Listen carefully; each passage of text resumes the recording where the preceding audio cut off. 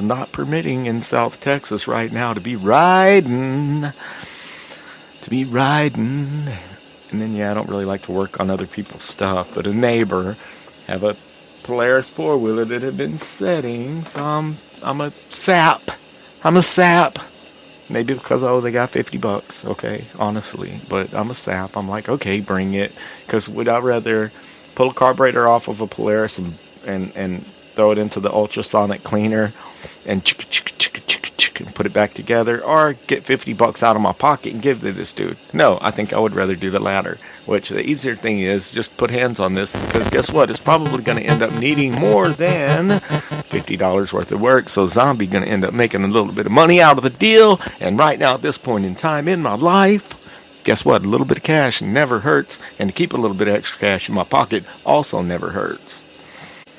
But yeah, a couple of things about putting a motorcycle on the road that hasn't been on there. Tires, they look good. Hey, I got to check them out for dry rot and stuff like that.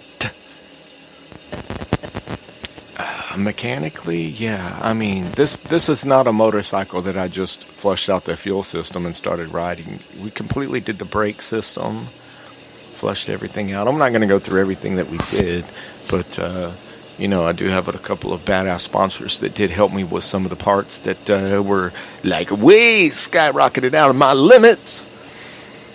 But yeah, a couple of things. I can tell you that I hit a death wobble in that bike going to get it inspected, because it's like, okay, the bike's not legal. Here in Texas, you have to go get your safety inspection done, and then you can go to the title office and get your registration, your title, and all that stuff. So I have to ride the motorcycle to go get it inspected, and that's a little bit nerve-wracking, knowing that you have tags that have been dead for 4 years. But no, it made it there like a champ. But I know I was, tuning it and everything, doing everything different with the engine and intake system and exhaust and everything that I've done to it, trying to get that final tweak out. And then, I'm blessed. Yes, the front brakes are completely perfect now after putting all new brake pads and calipers being rebuilt and the master cylinder being gone through. Did not have to rebuild the master cylinder, but just taking the balancer off and cleaning it out and making sure. I would like to put all steel braided brake lines on this beast as soon as possible. Some things like that. We're definitely going to take her back apart over the winter and give her a paint job. What you're seeing is vinyl graphics. Vinyl. What do you call it? Okay, hold on, guys. I don't know how this works. And that's what I was just explaining to my producer, guys, that although the motorcycle that I ride now, it's a V-twin. It's not considered a super fast motorcycle. However, I'm used to riding leader bikes, crotch rockets, 1,000 cc's and bigger, and even smaller. Had a CBR 929, was a quick little bike. We're talking turbocharged boosters and stuff. So whenever you're looking at a 1,300 cc somewhere around in their V-twin, in comparison to Flip, yes. It's not necessarily fast to me per se, but to someone who just has driven in a car and has never really ridden a motorcycle, maybe ridden a dirt bike or something. If you were to get on it, yeah, it would make your butthole pucker. All right, guys. So yeah, a few ways that you are able to follow the show. You can listen to the show anytime on YouTube. We always put the audio on YouTube, and that's Rob C Zombie on YouTube. Rob C Zombie on YouTube. You can check out the old Robert Cole Zombie in parentheses Facebook page. That's right. You can correspond on Facebook. That's Robert Cole Zombie in parentheses on Facebook. Definitely, I likes to tweet. If you know me, I likes to tweet way, way more than I like fake book. We got time for no fake book. But I do like Twitter, and it's Robert Cole at Robcast Radio on Twitter. Robert Cole at Robcast Radio on Twitter. Let me know what's happening perhaps in your motorcycling world.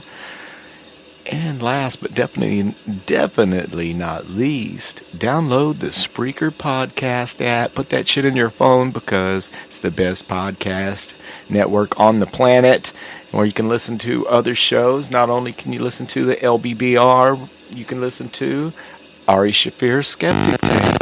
That's right here at Spreaker Podcast. Download the app. Fat Man on Batman. Kevin Smith and Ralph Garman and How Hollywood Babylon. My personal favorite podcast, The Joe Rogan Experience. Check out The Joe Rogan Experience. And also one of my other faves is The Adam Carolla Show. All right here, guys, at Spreaker Podcast. Show us some love, man. You can download the Spreaker Podcast app. It's a little bit, it's a little bit trying to follow someone on there. But all you have to do is go to where it says their information, where it says created by, click on my name or click on that person's name that you would like to follow. But go to information, created by, click on my name, and that will give you the crisscross sign to follow the show. So are you looking to purchase a new motorcycle in 2017, I would be interested in knowing what you're going to get. And guys, if you could buy any brand new motorcycle, what would it be? And just not actually getting out there physically and looking at these bikes. The last bike that I saw that I really thought was cool was that Yamaha Roadstar Warrior whenever it came out. I thought it was pretty cool. And of course, who can't like the Harley V-Rod? It's a bad bike right there.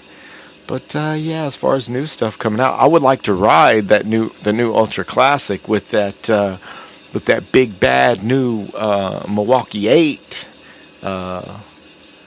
V-twin on it. What is it like? It's a big bad brand new V-twin that Harley developed for their big bikes. And a question that I've been asking myself is, are they going to offer that Milwaukee motor onto the smaller bikes in the future? Maybe 2018, I don't know. I would like to know that, because talk about, I'd like to see a Dyna. I'd like to get me a Dyna, but you know me, guys, I'm not going to go buy a brand new bike, right? I'm going to take something and make it my own. But yeah, if I did have, well, I can tell you, I would, okay. If we had unlimited finance, then why not just buy all the bikes, brand new bikes we wanted? I'd pick up the Victory Octane just to go thrash it around. I'd have to go pick up the brand new BMW 1000 that's all computer controlled, all limited slip, power controlled, ABS brakes. It will not wheelie. Yeah, you know what? I'm going to go test drive one of those suckers and let you know how that turned out. Oh, man. So we've covered new bikes coming out for 2017, a few of them. Anything that I haven't covered, guys, that you're getting or that you're interested in, let me know what's what. And I'll start reaching out to some maybe local dealerships, some race cars, some motorcycle race drivers, and maybe some motocross superstars, and see about getting their monkey ass on the air here with me and see, how motorcycles have influenced their lives. To me, whenever, I've had a hard day's work, man, or your old ladies bitching at you, or for you young ladies out there, your old man's bitching at you. There are plenty of female riders out there on the road, too. Sometimes, man, it's nice to get out there and crank that thing up and let it run for a minute or two, and maybe take a 30 or 45-minute ride to go get a cup of coffee and sit down with a friend. But it's not even about the cup of coffee. It's about getting on your motorcycle and enjoying the freedom of riding. And that's kind of what brings us all together and what makes this show happen, guys. Because you know that I've never met a motorcycle that I didn't like. I've ridden everything. Personal bikes to ride on the street, I know you kind of have to have... to save a face. I ride around the hood. I ride around our community. I'll call it our community on a little Yamaha off-road scooter. What is it, a Riva? It's not a Riva. Oh, but yeah. But even that, I can't leave it alone. It's got the big bore kit in it, racing ignition. I made an exhaust for it. It doesn't work that well. I need to order an exhaust for it. But I figured I would at least try building my own first exhaust system, And that being said, when I say build an exhaust system, I mean take the original pipe, cut it and then weld another muffler onto that. And then I tuned it a little bit, how they used to tune Super Traps by the back piece. And I've got it tuned to where the sucker will go about 40. It would only go 27 before, so not too shabby. The next step, put the bigger carburetor on it and all that. Anyway, like I said, I've always, like, it doesn't matter. Sometimes I catch myself, I'll have a little CRF 70 or an XR80. XR 100s are terrible because when I go to test drive one of them, I don't want to stop. I just want to me. And that's the problem with those little bikes. Anyone could get on it, and they go thrash them all around the neighborhood. And the last one riding it breaks, then guess what? It stays parked in the garage, and that's why they call people like us. So yeah, man, if you're in there, you're trying to make ends meet for the week and see what people are actually riding their motorcycles. The good thing is, guys, with all you motorcycle mechanics and dealers and stuff like that out there, gas prices are starting to go up a little bit, and it's almost springtime, so the motorcycle business is going to have a really, really badass season this season, and I am going to be right there with you guys through the whole motherfucking season. We're going to see what kind of events we've got going on around Brazoria County, around Houston, around the planet Earth, because Lord knows we've got friends, from Switzerland to Finland to Thailand to China and all across the United States, Canada, Mexico, Brazil.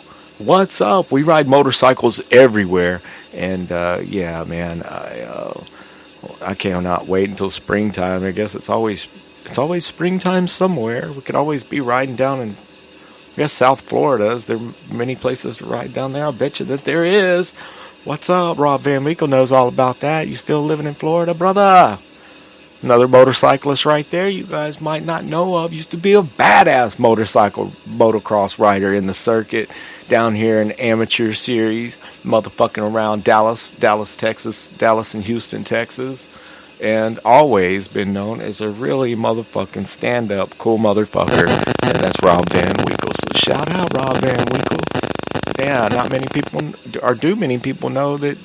Do you have a street bike, man? Maybe we'll get him on there and talk to him about motorcycling. He's all into house building and shit like that. And mad respect to I love the 90s tour, whatever it is going around.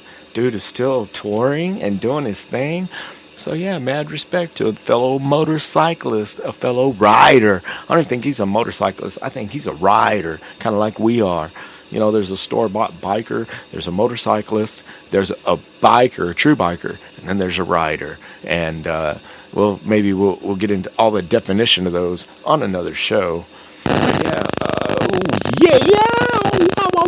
What? The zombie chopper is on the road. Yeah, I need to take it all apart and paint the skins and do some tweaking and tuning. The motherfucker's going to make it from point A to point B. If I got a hot piece of ass lined up, guess what? I'm going to be able to get there. So that is, like I said, a little bit of the spring in my step. But that being said, man, the first time I pulled this motherfucker out of the shop just to clean it up, it started raining. So now I've got it all covered up, and I'll be darned if it hasn't. It's like 30 degrees. It's 34 degrees here now, and it's raining.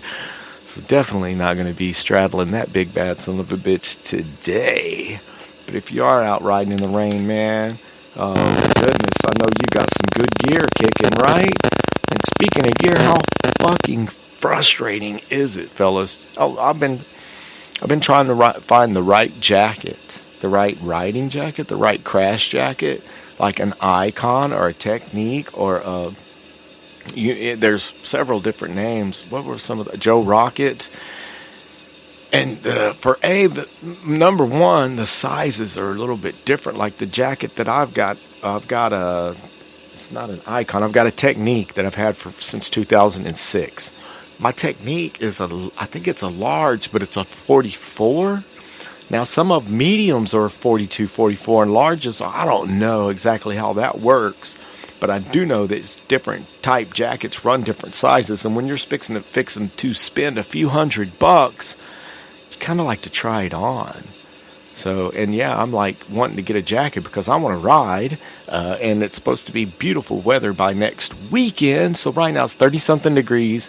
By this time next weekend it's supposed to be 80 and beautiful. So yeah, I'm thinking while the weather's bad, I'm gonna find me a crash jacket